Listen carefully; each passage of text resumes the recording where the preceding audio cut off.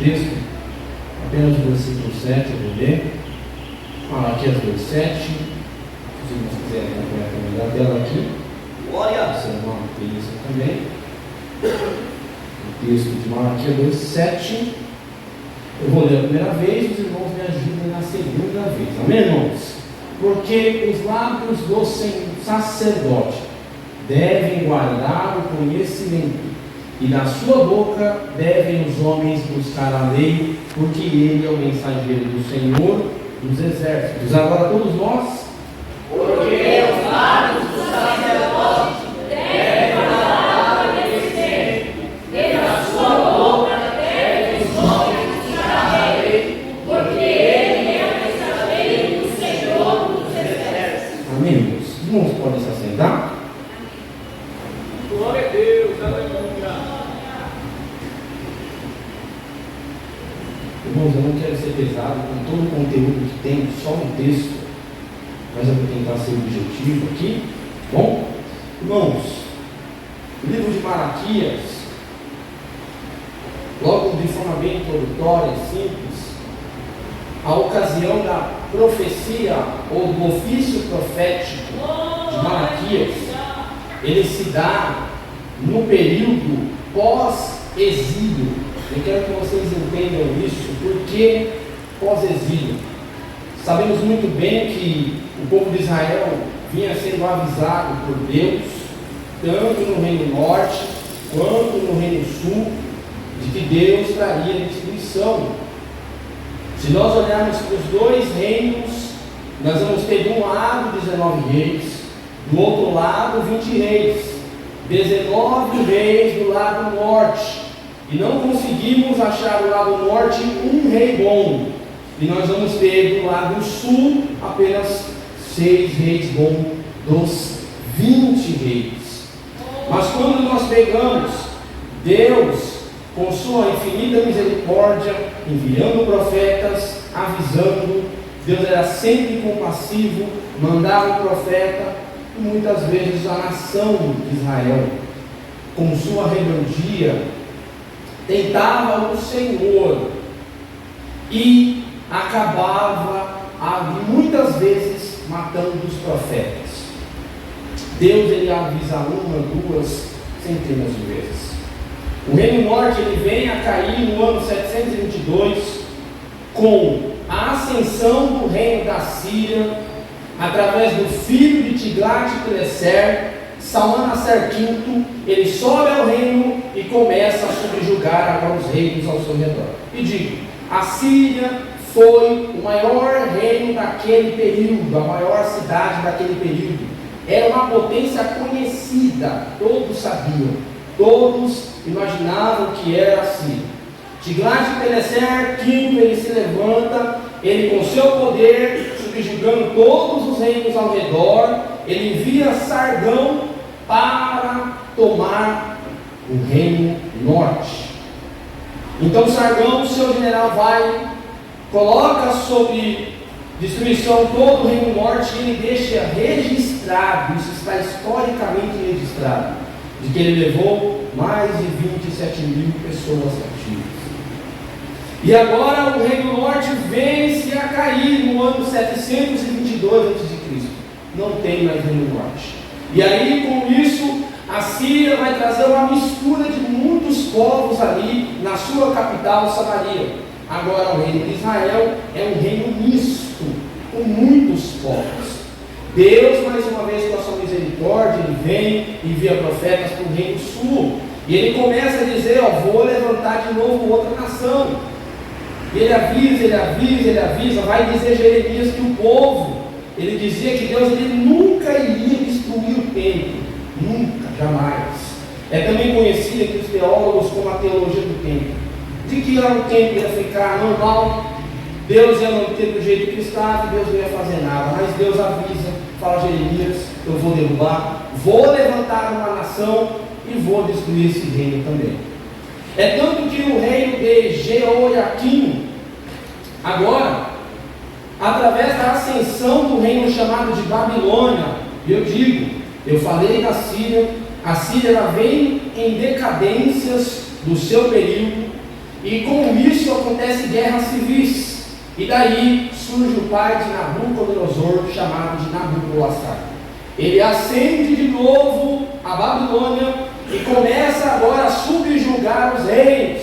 Entre eles, ele vai subjugar Jerusalém. E ele vai colocar Jeoiaquim para que ele pague impostos, tributos para ele. Jeoiaquim, como todos os demais reis de Judá, eles tinham uma aliança muito forte com o Egito. É tanto que diante desse momento em que eles fazem esse acordo com Judá e eles subjugam com imposto, o faraó Neco ele vai à batalha contra agora o seu general, filho de Nabopolassar, Nabucodonosor, e ele acaba destruindo naquela batalha chamada de Batalha de Carquemas. E agora, irmãos, ele vai levar cerca de uma leva dos homens ali, vai subjugar eles. Jeoiaquim ele não obedece, ele acaba sendo rebelde, e aí acontece que ele é levado cativo. Depois disso vai começar a haver uma transição em Israel, porque o rei que era para ser o rei legítimo de Israel, ele foi tirado e foi colocado no seu tio. E com isso, ele vem diante de mais uma rebeldia. Nós vamos ter algumas deportações durante esses períodos. Em 597 temos uma, em 586, 87 temos outra. Mas Josué, por que você está me falando tudo isso? Eu preciso que você entenda o contexto, o cenário que esse profeta ele vem profetizar. E ele profetiza numa ocasião que não é boa. O povo está voltando do exílio, o povo está triste, perdeu tudo, foi exilado, foi colocado com nações mistas, teve que viver com o povo que estava lá. Eles tiveram, Deus obrigou eles a estar lá. Então Deus ele prometeu 70 anos de cativeiro, e eles cumprem agora os 70 anos, e vai acontecer algumas deportações, e é nesse período que entra então o profeta Malaquias, e os seus contemporâneos Ageu e Zacarias, eles também profetizam nesse tempo. E eu digo, agora nesse período não é a Babilônia que está dominando, é o Império Medo-Persa, e o Império Medo-Persa ele vem à ascensão através de Ciro. Até outro dia o pastor aqui ele mencionou, e isso é histórico, que Ciro ele passa através das passagens do rio e ele toma a Babilônia, na qual o rei daquele período era Nabonidus, e Belsazar, seu filho, ele era um rei ali no centro da Babilônia, e Nabonidus ficava no reino árabe ali, tranquilamente. Ele leva o reino da Babilônia, subjuga aquele período e torna todos os reinos, e entra agora o período persa. Assim como Deus tinha falado para Daniel, que ele levantaria a Babilônia, mas depois levantaria outro reino. E o reino persa ele vem, irmãos. Ciro ganha todo o espaço, não só porque ele conquistou a Babilônia, porque Ciro ele era um militar fantástico nas suas batalhas. Ele ganhou outras batalhas além da batalha contra a Babilônia. E Ciro ele vem se levantando, trazendo uma ascensão sobre esse reino, esse período, e ele vai dar ordens para começar a levar os povos, para que cada povo vivesse diante da sua cultura, e com isso o povo de Israel vai voltar para Jerusalém. Na primeira leva vem Zorobabel, ele vem para Jerusalém, porém ele vai somente reconstruir o templo. Na segunda leva vem Esdras e ele começa a organizar o culto, organizar a lei, organizar a leitura da palavra. E na terceira vem Neemias e ele agora restaura toda Jerusalém por completo.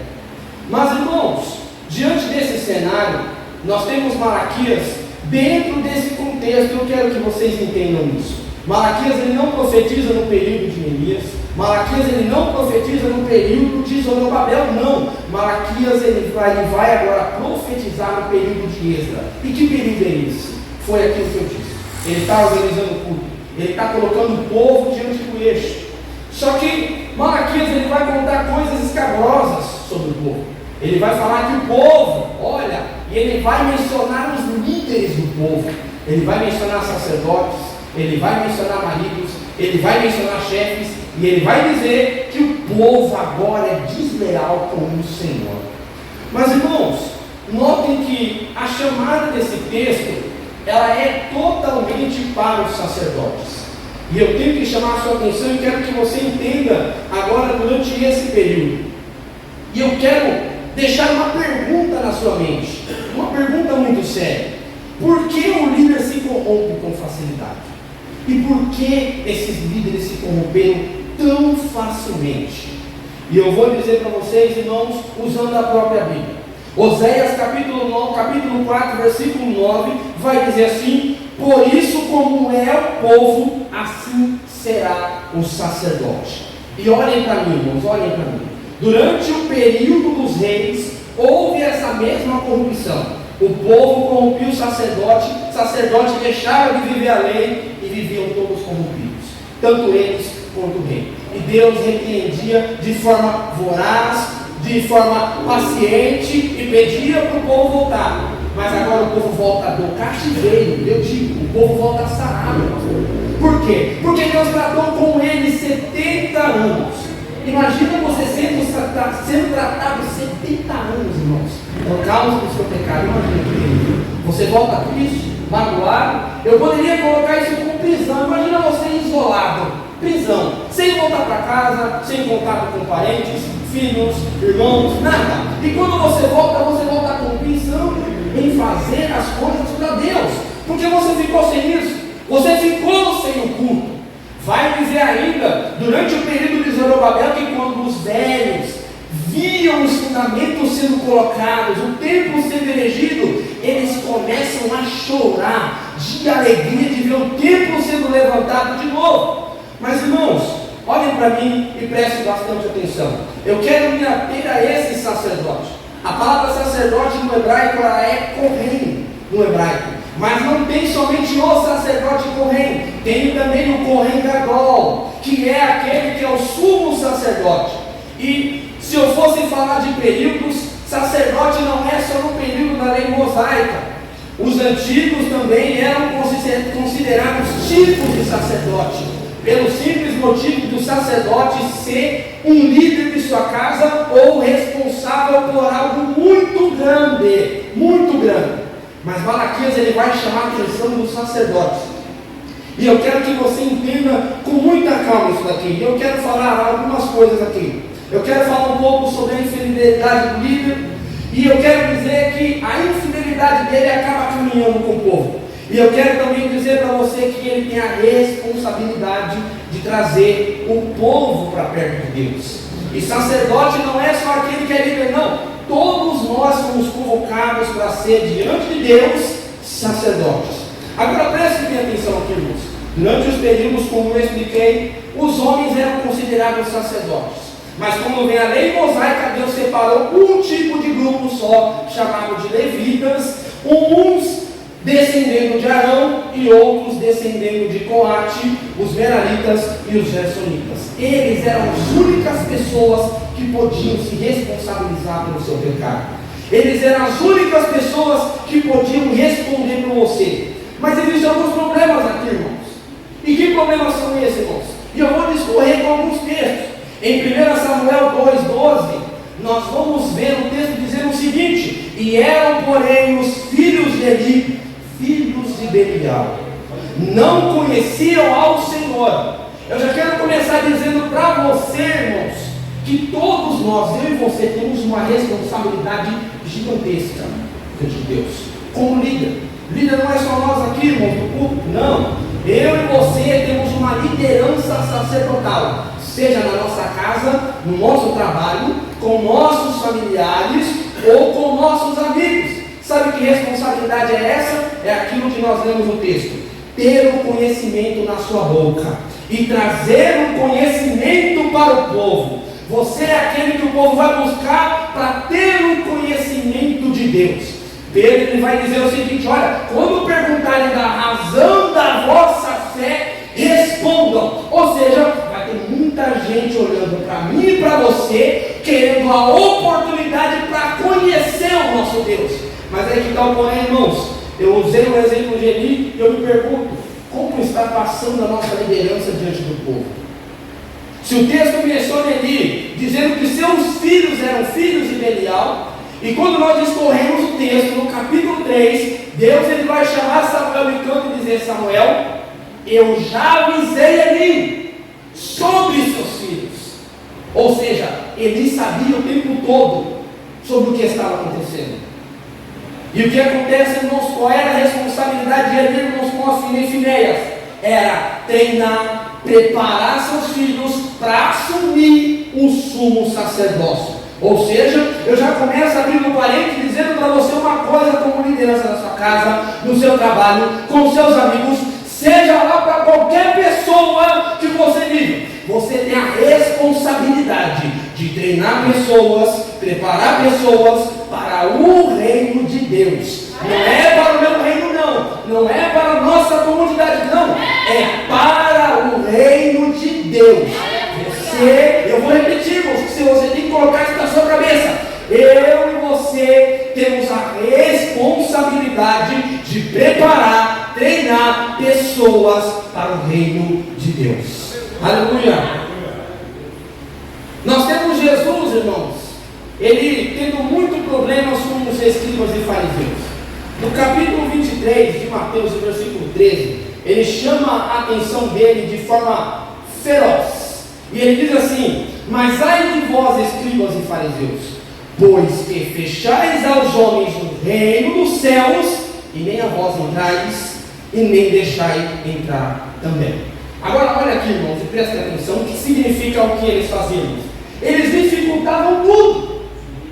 Eles não explicavam de forma clara para as pessoas o que é o reino de Deus.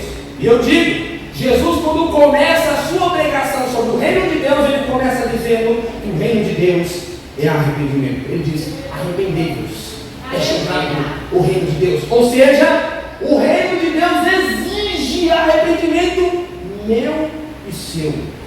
Meu e seu. Não é arrepender para se converter, não. É arrependimento diário, contínuo com o Senhor Deus. Por isso que quando ele prega, ele diz: arrependei-vos, porque é chegado o reino de Deus. Então o que eles estavam fazendo, irmãos?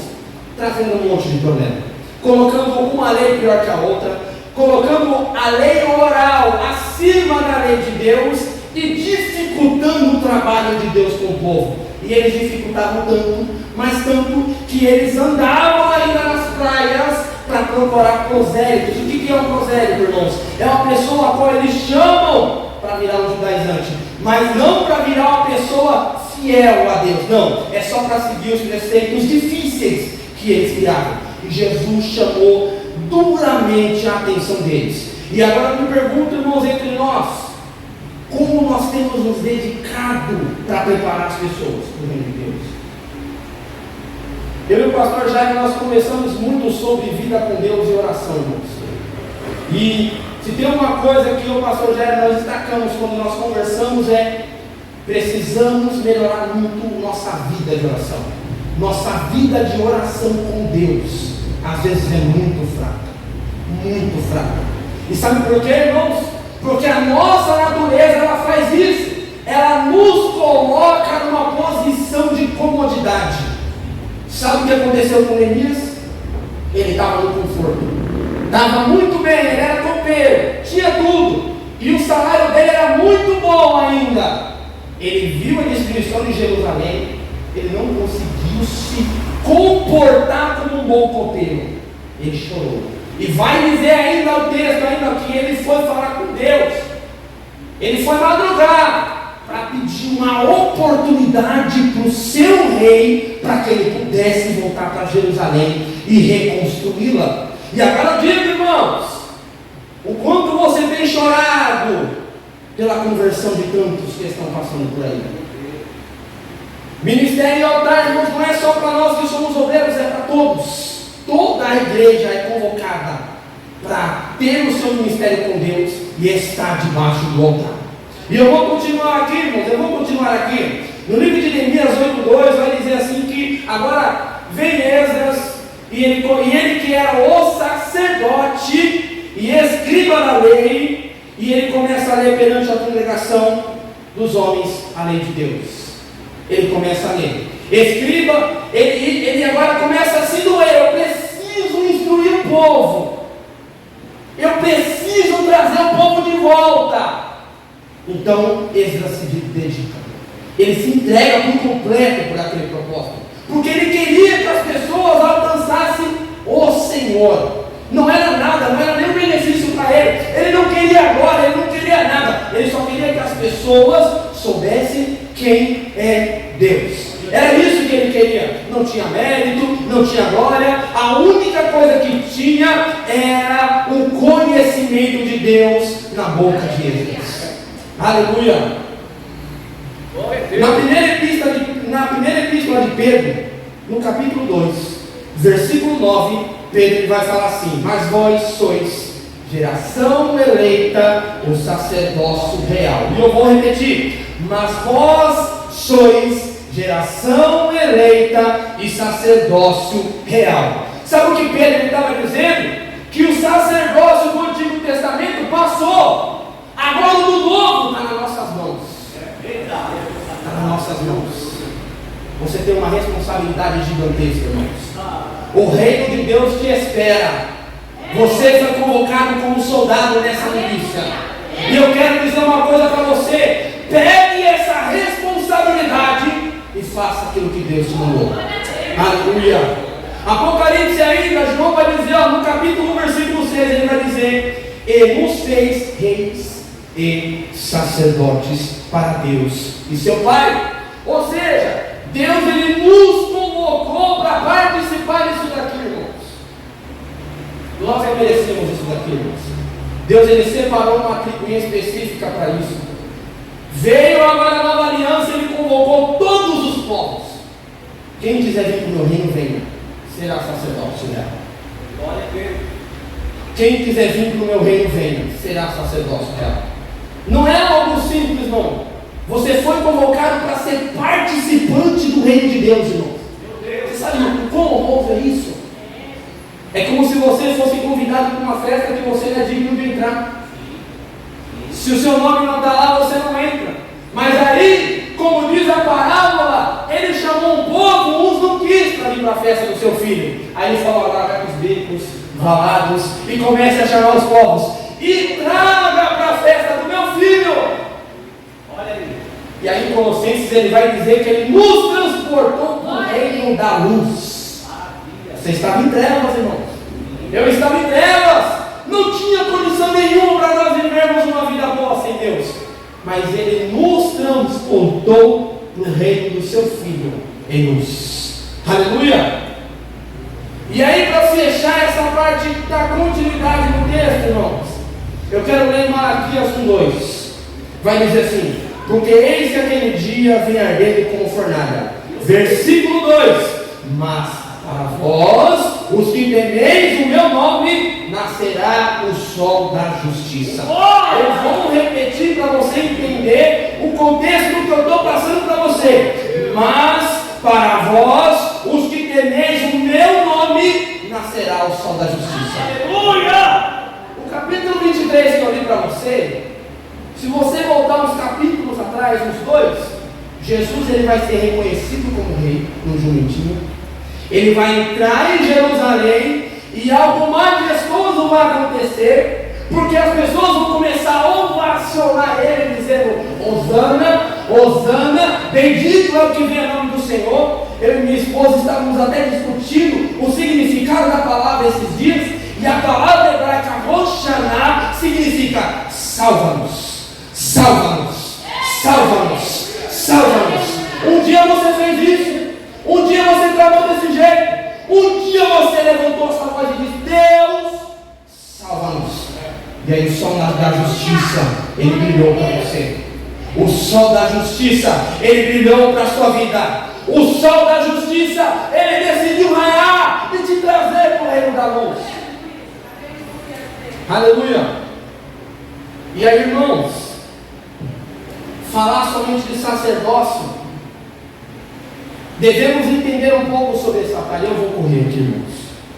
O livro de Elias, capítulo 18, versículo 30, nós vamos ter uma preocupação gigantesca de Elias. O texto vai dizer assim: então Elias disse ao povo: chegai-vos a mim. E todo o povo se achegou a ele e restaurou o altar do Senhor que estava quebrado. Prestem atenção aqui, irmãos. Elias, ele não tinha obrigação de fazer aquilo. Elias, ele não tinha obrigação de mostrar para o povo que era um altar. Ele não tinha obrigação. Mas Elias, a preocupação dele é tão grande em trazer o povo de volta, que Elias, ele se atenta a ensinar o povo. Porque a palavra original aqui de chegarmos a mim significa cheguem para bem perto. Significa eu chegar bem perto do pastor e dizer: olha, observe o que é um altar. Aleluia! Tinha 2 altares. Os 2 foram feitos de maneiras aleatórias. Mas quando Elias ele foi preparar o altar do Senhor, ele começa a montar o altar. No livro de Êxodo, no capítulo 20, o versículo 24 ao 25, o texto vai dizer que Deus deu uma ordem: ó, quando for montar um altar para mim, monte com terra. Se for usar pedras, não lavem as pedras. Sabe por que Deus disse isso para Moisés? Porque os povos pagãos, eles desenhavam, faziam um negócio bonitinho assim com os deuses dele. Deus não queria nada do mesmo modelo pagão. Deus queria algo simples, bem simples. Montem um altar, não lavem as pedras. Então quando Elias ele começa a organizar o altar, e ele começa a montar o altar, ele começa a mostrar para o povo o que era um altar de Deus. Sabe o que ele já deixa para nós, só na atitude dele? A preocupação que ele tinha com o povo. O povo estava desviado, o povo estava longe de Deus, o povo estava vivendo uma vida difícil, mas ele tinha uma preocupação terrível: trazer o povo de volta para perto de Deus. Não é uma preocupação simples, irmãos. Não é. David Wilkerson, ele vai dizer o seguinte quando ele começa a sua evangelização. Ele vai dizer que um dia ele saiu nas ruas, ele viu os drogados, ele começou a ver os drogados usando cocaína, e ele vai dizer assim que ele olha, e os homens diziam: eu vou me drogar até me matar. Ele fala assim no seu testemunho: eu entrei no meu quarto, eu chorei tanto, mas eu chorei tanto vendo aqueles jovens dizendo que ia se matar, e eu comecei a pedir para Deus me deu oportunidade para evangelizar ele. E aí David Wilkerson começou a dedicar muito tempo de oração para poder alcançar os jovens de Nova York. Para poder alcançar os jovens. Vai dizer a história que ele enfrentava os gangsters. Ele ia até os negros para falar do evangelho. Falar para eles que eles estavam corrompidos. Falar para eles que eles precisavam se arrepender. Falar para eles que eles precisavam aceitar a Jesus Cristo. A dedicação de David Wilkerson causou um impacto que até hoje ele é conhecido como um grande evangelista. A preocupação não é só vermos o pecado do nosso próximo, não, é se preocupar, é ver ele pecando e falar: meu Deus, eu preciso fazer alguma coisa, eu preciso fazer alguma coisa. E eu quero testificar isso aqui para você. Deixa eu entrar aqui. As palavras originais de altar no hebraico, misbeah, originado da palavra, o seu verbo usar, que vem de imolar, sacrificar. E também os seus outros significados, no latim, altar, ele vai falar de elevação. E também tem seu outro significado, quando ele diz que restaura o altar, a palavra original ali fala de cura, tornar saudável. Falar de restaurar o altar, irmãos, é falar de trazer vida de novo para dentro de nós, vida de novo para fora de nós, vida de novo ao redor de nós. E aí, irmãos, o que fica em questão para nós, irmãos, eu não quero simplesmente ficar batendo, eu quero também trazer um bálsamo, porque se vivemos uma vida com Deus, nós levamos cura para as pessoas. Se nós temos uma vida com Deus, embora temos defeitos, temos problemas, nós somos humanos, mas se nós colocamos o altar no lugar, a gente leva a cura no trabalho, na família, em casa, no ministério, com a esposa, com a família. A gente leva a cura, irmão. Se soubesse o impacto que tem um altar consertado, ele traz cura. Ele vai trazer tanto benefício para você, quanto benefício para quem está perto de você. Imagina as pessoas convivendo com você e querendo conhecer Jesus, irmãos. Imagina que maravilha! As pessoas olhando e dizendo: olha, eu quero conhecer o Jesus daquele crente lá que trabalha comigo. Porque as pessoas vão começar a reagir conforme você vive as coisas de Deus. As pessoas vão perceber. E essa cura, ela vai saltar de você para as pessoas. Vai bastar somente uma oportunidade para você ganhar ela. Uma oportunidade. É como se você estivesse fazendo a faísca e estivesse jogando na palha. Somente isso. Aleluia. E aí vem Elias, restaura o altar, e sua preocupação é que o povo vesse o altar sendo restaurado.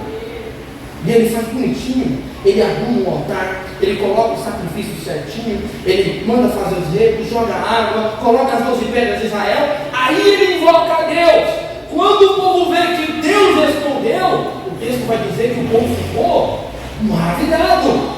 Mas por que o povo de Israel ficou maravilhado se eles conheciam a Deus? Por quê?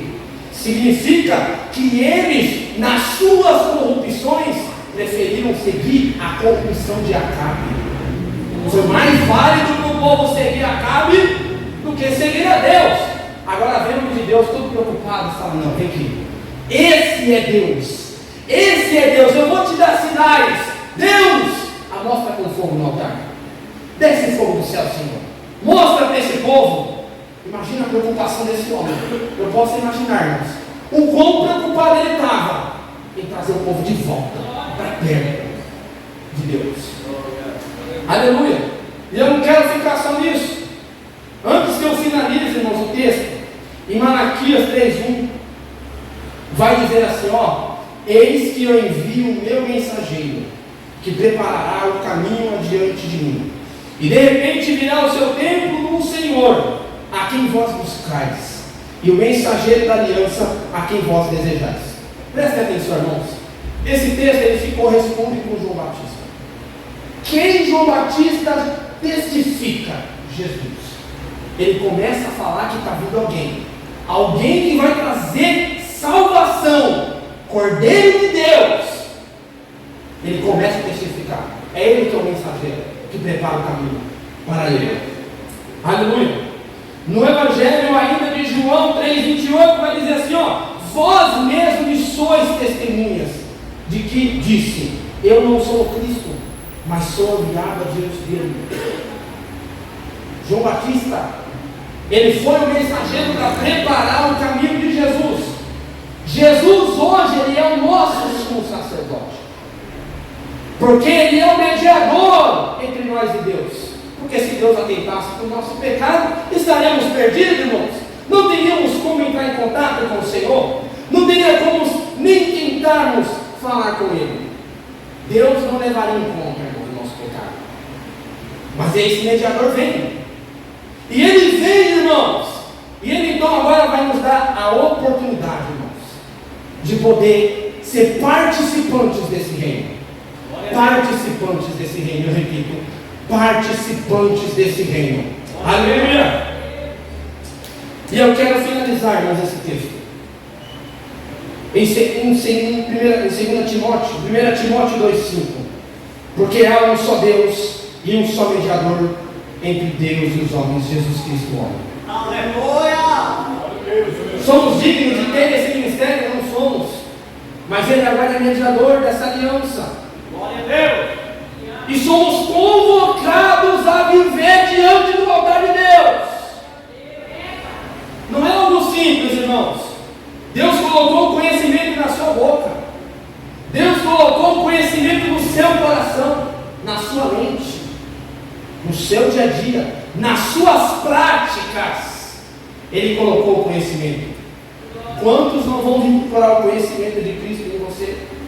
Quantos não vão buscar o conhecimento de Jesus Cristo na sua vida? Eles vão querer entender, irmãos. Eles vão querer entender que alegria que é essa. Eles vão querer entender que virtude é essa de vida. Eles vão se perguntar: como esse homem e essa mulher vivem tão bem assim, mesmo tendo um monte de dificuldades? Como? E aí, irmãos, você vai fazer aquilo que eu vou te dizer. Você vai apresentar Jesus Cristo. Você vai falar, é Ele. Não tenho nada. Foi igual João Batista falou, é Ele. Não sou eu. Eu não posso fazer nada. Eu fui salvo por causa dele. E testifique para eles que esse sol da justiça ele brilhou para você. Ele te tirou das trevas, te trouxe para a luz. E agora, como Paulo diz em Filipenses, que reluz a sua luz entre os homens. Ou seja, que os homens vejam Cristo na sua vida. Que os homens vejam Jesus Cristo no seu trabalho. Que os homens vejam Jesus Cristo na sua casa. Jesus Cristo no seu caminhar, no seu comportamento. Ser um líder dentro de casa, seja onde for, ou ser um sacerdote, não é simples. Não é simples. Jó, ele vai mostrar isso de forma muito esplêndida. Ele vai entregar sacrifícios pelo pecado de sua família. Ele vai entregar sacrifícios pelo pecado de sua casa. Você é responsável por trazer o contato de Deus para o seu lar. O contato de Deus para o mundo. Quem impacta o mundo somos nós, irmãos. Vivendo uma vida com Deus. Vivendo uma vida plena nele. Nele. O que seria de nós, irmãos, sem Jesus Cristo? O que seria do pastor? O que seria de mim? E eu vou finalizar dizendo um pouco do meu testemunho, irmãos. Quando eu me converti, irmãos,